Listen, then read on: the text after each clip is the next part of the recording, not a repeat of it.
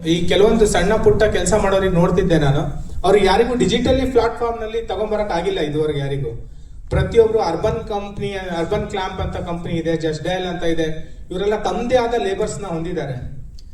ಅವ್ರಿಗೆಲ್ಲರಿಗೂ ನಾನು ತಗೊಂಡ್ ಬಂದು ಒಂದು ಪ್ಲಾಟ್ಫಾರ್ಮ್ ನಲ್ಲಿ ಚಿಕ್ಕ ಪುಟ್ಟವರಿಗೆ ಒಂದು ₹100 ಕೊಟ್ಟು ಅವ್ರು ರಿಜಿಸ್ಟರ್ ಆದ್ರೆ ಡಿಜಿಟಲ್ ಪ್ಲಾಟ್ಫಾರ್ಮ್ ನಲ್ಲಿ ಬರ್ತಾರೆ ಅವರು. ಆ ತರ ಬಂದಾಗ ಯಾರಿಗಾರ ನೀಡ್ ಇದ್ರೆ, ಸಪೋಸ್ ಒಂದು ಎಲೆಕ್ಟ್ರಿಷಿಯನ್ ಬೇಕಂದ್ರೆ ಹುಡುಕ್ಬೇಕಂದ್ರೆ ಇವತ್ತು ತುಂಬಾ ತೊಂದರೆ ಇದೆ. ನಾವು ಅರ್ಬನ್ ಕ್ಲಾಂಪ್ ನಲ್ಲಿ ಆಗ್ಲಿ ಒಂದು ಎಲೆಕ್ಟ್ರಿಷಿಯನ್ ನ ಬುಕ್ ಮಾಡಿದಾಗ ಏನಾಗುತ್ತೆ, ಅವ್ರದೇ ಆದ ಚಾರ್ಜ್ ಮಾಡ್ತಾರೆ. ನಾನು ಯಾವ ತರ ಮಾಡಿದ್ದೀನಿ ಇದನ್ನ ಅಂತಂದ್ರೆ, ಅವರು ಸುತ್ತಮುತ್ತ 5 ಕಿಲೋಮೀಟರ್ ಇರೋರು ಎಷ್ಟು ಜನ ಎಲೆಕ್ಟ್ರಿಷಿಯನ್ ಇರುತ್ತೆ ಎಲ್ಲರಿಗೂ ಮೆಸೇಜ್ ಹೋಗುತ್ತೆ. ಅವ್ರು ಯಾರು ಬೇಕಾದ್ರೂ ಕಾಂಪೀಟ್ ಮಾಡ್ಬೋದು, ಎಷ್ಟು ಅವ್ರ ಅಮೌಂಟ್ ಇರುತ್ತೋ. ನಾನು ಒಂದ್ಸತಿ ಇದು ನನಗೆ ಯಾವ ತರ ಇನ್ಸ್ಪಿರೇಷನ್ ಬಂತು ಅಂದ್ರೆ, ಒಂದ್ಸತಿ ನಾನು ಒಂದು ಫ್ರಿಡ್ಜ್ ರಿಪೇರಿ ಮಾಡ್ಬೇಕಿತ್ತು. ಒಂದು ಬಲ್ಬ್ ಇತ್ತು ಅದರಲ್ಲಿ, ಫ್ರಿಡ್ಜ್ ನಲ್ಲಿ ಒಂದು ಬಲ್ಬ್ ಹಾಕೋದು, ಅದು ಕೇವಲ ₹15 ಒಂದು ಬಲ್ಬ್. ಬಟ್ ಕಂಪನಿಯವ್ರಿಗೆ ಕೇಳಿದ್ರೆ ₹500 ಕೇಳ್ತಾರೆ. ಅವರು 500 ಪ್ಲಸ್ ₹15 ಬಲ್ಬ್ ಹಾಕೋದಕ್ಕೆ ₹500 ಕೇಳ್ತಾರೆ. ಅದಕ್ಕೆ ನಾನೇನ್ ಮಾಡಿದೆ, ಇದು ನನ್ನ ಇದ್ರಲ್ಲಿ ಯಾರು ಕೆಲಸಗಾರರು ಸಿಗ್ತಾರೆ ಅವರು ಇಮಿಡಿಯೇಟ್ಲಿ ಬಂದು ಯಾರು ಅವೈಲೇಬಲ್ ಇದ್ದಾರೆ, ಯಾರು ಅವೈಲೇಬಿಲಿಟಿ ಇರುತ್ತೆ, ₹100 ನಲ್ಲೂ ಮಾಡ್ಬೋದು. ಕೆಲಸ ಇದ್ದವ್ರು ₹100 ನಲ್ಲೂ ಬಂದು ಆ ಬಲ್ಬನ್ನ ಚೇಂಜ್ ಮಾಡ್ಕೊಟ್ಟು ಹೋಗ್ತಾರೆ. ಆ ತರ ನಾನು ಕಾನ್ಸೆಪ್ಟ್ ಇಟ್ಕೊಂಡು ಮಾಡಿದೀನಿ. ಒಂದು ಬಿಸ್ನೆಸ್ ಮ್ಯಾನ್ ಆಗೋದು ಬಹಳ ತುಂಬಾ ಕಷ್ಟ. ಇನ್ವೆಸ್ಟರ್ ಸಿಗೋದಂತೂ ತುಂಬಾ ಕಷ್ಟ, ತುಂಬಾ ಪ್ರಯತ್ನ ಪಡಬೇಕು ಇನ್ವೆಸ್ಟರ್ ಸಿಗ್ಬೇಕಂದ್ರೆ. ಒಂದು ಐಡಿಯಾನ ನಾವು ಯಾರಿಗೂ ಹೇಳ್ತೀವಿ, ಸರ್ ಈ ತರ ಇದೆ ಈ ತರ ಇದೆ ಅಂತೇಳಿ, ಯಾರು ಬಿಲೀವ್ ಮಾಡಲ್ಲ.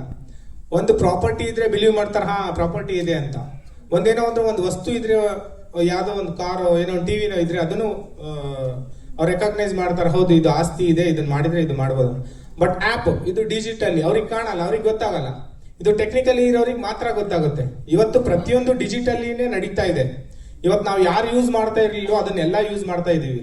ಓಲಾ ಯೂಸ್ ಮಾಡ್ತಾ ಇದೀವಿ, ಉಬರ್ ಯೂಸ್ ಮಾಡ್ತಾ ಇದೀವಿ, OLX ಯೂಸ್ ಮಾಡ್ತಾ ಇದೀವಿ, ಫೇಸ್ಬುಕ್ ಯೂಸ್ ಮಾಡ್ತಾ ಇದೀವಿ. ಯಾರಿಗೂ ಬರ್ತಾ ಇಲ್ಲ ಅನ್ನಂಗಿಲ್ಲ, ಎಲ್ಲರೂ ಡಿಜಿಟಲಿ ಇದ್ದಾರೆ. ಅದಕ್ಕೋಸ್ಕರ ನಾನು ಇವತ್ತು ಅದನ್ನ ಒಂದು ತಯಾರು ಮಾಡಿದೆ. ಬಟ್ ನಾನು ಇನ್ವೆಸ್ಟರ್ಸ್ ನ ತುಂಬಾ ಹುಡುಕಿದೆ, ನಾನು ಅಲ್ಲೋದೆ ಇಲ್ಲೋದೆ. ಬಟ್ ಇದು ನನ್ನ ಓನ್ ಕಂಪನಿಯಿಂದ, ನಮ್ಮ ಮಿಸಸ್ ಸಪೋರ್ಟ್ ಇಂದ ನಾನು ಈ ಅರ್ಬಾಬ್ ಕಂಪನಿನ ಇಲ್ಲಿವರೆಗೂ ತಗೊಂಡ್ಬಂದಿದ್ದೀನಿ.